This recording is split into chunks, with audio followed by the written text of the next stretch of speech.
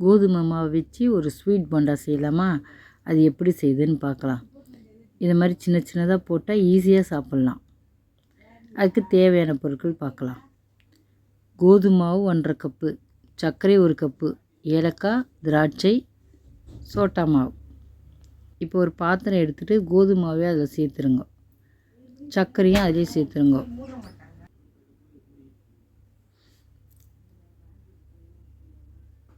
சோட்டா மாவு, ஏலக்காய், திராட்சை எல்லாத்தையும் சேர்த்து கலரிடலாம். கையை வச்சு இது மாதிரி கலரிடுங்க.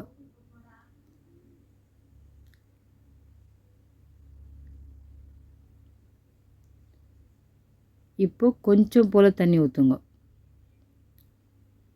நிறைய தண்ணி ஊற்றிட்டா நல்லா தண்ணி ஆகிடும். அதனால் கொஞ்சம் கொஞ்சமாக தண்ணி ஊற்றி கலக்குங்க. இதை பாருங்கள், இதை மாதிரி கட்டியாக இருக்கணும். அப்போ தான் எண்ணெய் இழுக்காது. இப்போ ஒரு கடாயில் எண்ணெய் ஊற்றிட்டு அதில் இது மாதிரி பாருங்கள், குட்டி குட்டி குட்டியாக போடுங்க. புஷ்ஷுன்னு வந்துடும் பெருசாக. ரொம்ப சின்னதாக போட்டிங்கனாலே பெருசாக வந்துடும். பாருங்கள் எவ்வளோ சின்னதாக விடுறேன்னு பார்த்துக்கோங்க. கொஞ்சம் மாவு எடுத்து கொஞ்சம் கொஞ்சமாக போடுங்க. பொறுமையாக போடுங்க, கையில் பட்டுற போகுது.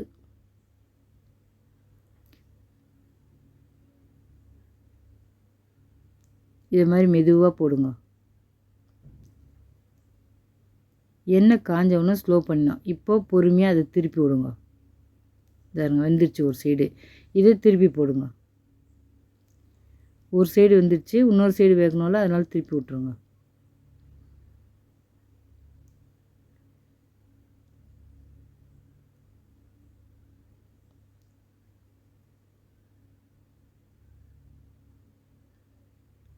அவ்வளோதான்.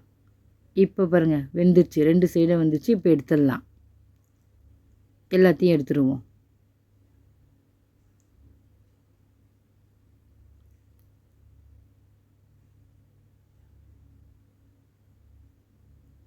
பொறுமையாக செய்யுங்க, எண்ணெய் கையில் படும்.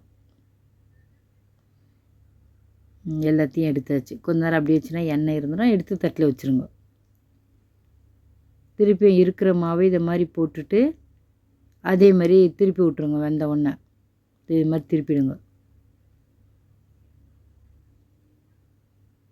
அவ்வளோதான், ரெடி ஆயிடுச்சு. சாப்பிட்டு பார்த்துட்டு எப்படி இருக்குன்னு சொல்லுங்கள். நீங்களும் இதே மாதிரி செஞ்சு பாருங்கள். நல்லாயிருக்கும் சாப்பிட்றதுக்கு.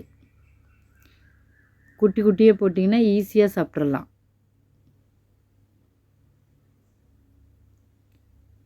வெறும் கோதுமையும் சர்க்கரையும் தான், வேறு ஒன்றும் இல்லை. லைக் பண்ணுங்கள், ஷேர் பண்ணுங்கள், மறக்காமல் நம்ம சேனலுக்கு சப்ஸ்கிரைப் பண்ணுங்கள். தேங்க்ஸ் ஃபார் வாட்சிங்.